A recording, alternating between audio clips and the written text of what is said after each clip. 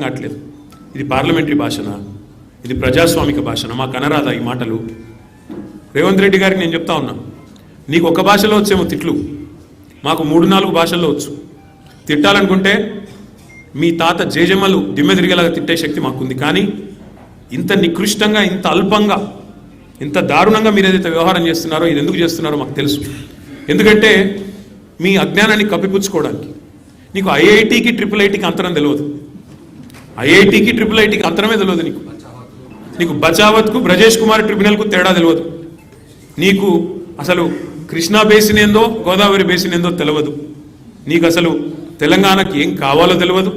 నీకు తెలిసిందల్లా ఒక్కటే, దోచుకోవడం, దాచుకోవడం తప్ప నీకు తెలిసింది ఏమీ లేదు. ఒక అజ్ఞానివి, ఒక ఉష్ట్రపక్షివి. నువ్వు ఏమనుకుంటున్నావు? నిన్న చెప్తున్నాడు ఆయన, తెలంగాణ కోసం అంటే ఈ మహానుభావుడు ప్రాణాలు ఇస్తాడు. నువ్వు తీసిన ప్రాణాలు చాలు, నువ్వు తీసిన ప్రాణాలు చాలు. ఇప్పటికే 836 మంది రైతులను పొట్టన పెట్టుకున్నాడు రేవంత్ రెడ్డి వచ్చిన తర్వాత. 100 మంది పైచిలకు ఆటో డ్రైవర్లను పొట్ట పెట్టుకున్నాడు. 100 మంది పైచిలకు గురుకులాల్లో పిల్లలను పొట్టన పెట్టుకున్నాడు. 48 మంది నేతన్నలను ఉసురు పోసుకున్నావు. ఇప్పటికే నువ్వు తీసిన ప్రాణాలు చాలు. నువ్వు ఆనాడు తెలంగాణ వాదుల మీదకి, తెలంగాణ బిడ్డల మీదకి తుపాకీ తీసుకొని పోయి తెలంగాణ ఉద్యమాన్ని అవమానించింది ఎవరు మర్చిపోలేదు. ఇవాళ ఏదో పేమెంట్ కోటాలో అదృష్టం బాగుండి అడ్డిమారి గుడ్డి దెబ్బలో ముఖ్యమంత్రి అయినావు రేవంత్ రెడ్డి. నీ వాగుడు, నీ అల్పబుద్ధి ప్రపంచం మొత్తం చూస్తూ ఉంది. ఒకటి మాత్రం వాస్తవం, నీలాంటి వ్యక్తుల వికృతమైన మాటలతో కేసీఆర్ గారి స్థాయిని మీరు తగ్గించలేరు. మీరు ఎవరేమనుకున్నా సరే, నీ కాంగ్రెస్ పార్టీ నాయకత్వం ఏమనుకున్నా సరే నువ్వు తగ్గించలేవు.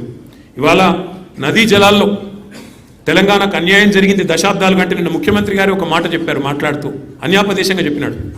అప్పుడెప్పుడో నిజాం బాగు చేసిపోతే ఆ తర్వాత వచ్చిన వాళ్ళందరూ నాశనం చేసినారన్నాడు. తర్వాత వచ్చింది ఎవరు? 65 ఏళ్ళు కాంగ్రెస్, 17 ఏళ్ళు నీ పాత బాసు చంద్రబాబు నాయుడు నాయకత్వంలో నడిచిన టీడీపీ ప్రభుత్వమే కదా. కాంగ్రెస్ టీడీపీ కదా, దొందే అన్నట్టు ఈ రాష్ట్రాన్ని 2014 దాకా నిరాటంకంగా పరిపాలించింది.